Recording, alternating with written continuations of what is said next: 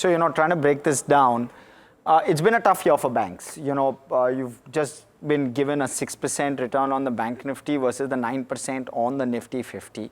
This is year to date. And, within this universe as well, the top gainers, which have significantly outperformed, ICICI, SBI, Federal Bank, those are the ones which have done very, very well. And Can Bank and PNB also outperforming to a certain extent. PNB not so much, but you just have about 4 banks which have outperformed the Nifty Banking Index as well as the Nifty 50. In terms of where you stack up the underperformers, and there are so many as you can see. IndusInd down 41%, IDFC First down 30%, AU Small down 29%. A chunk being taken out of each of those in terms of returns for shareholders. A lot of it to do with the kind of stability that banking business has done in 2024. That's been the first key highlight for me this year. Stable earnings have been rewarded very well. SBI being able to maintain the 1% plus ROA, ICICI Bank being able to maintain 2.3% plus ROA.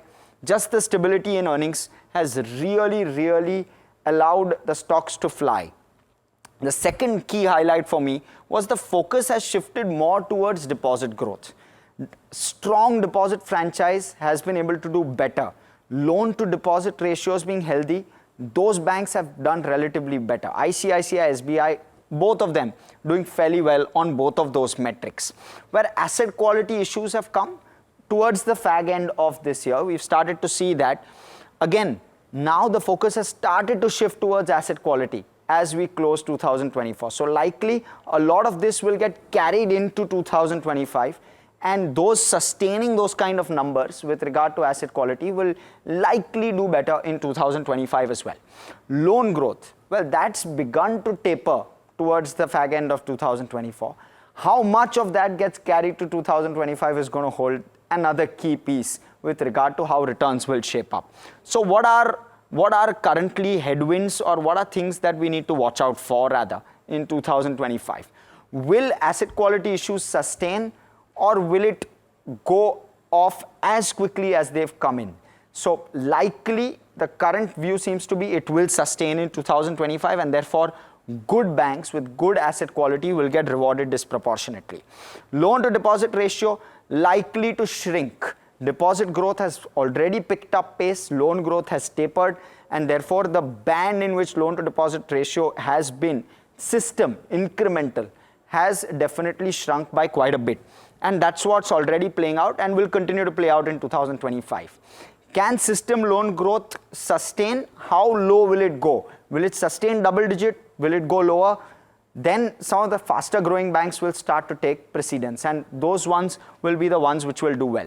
Margins, ROA to shrink if the RBI will raise rates. This is something we'll have to really look at, because there'll be some banks where the margins will shrink sharply and quickly.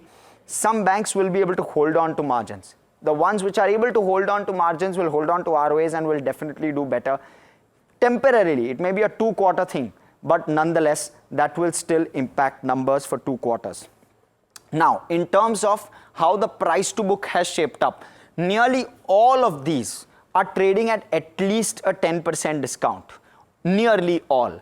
That's how it's playing out. So despite HDFC, ICICI being at those multiples, they're still trading at least a 10% discount to 5-year average, right?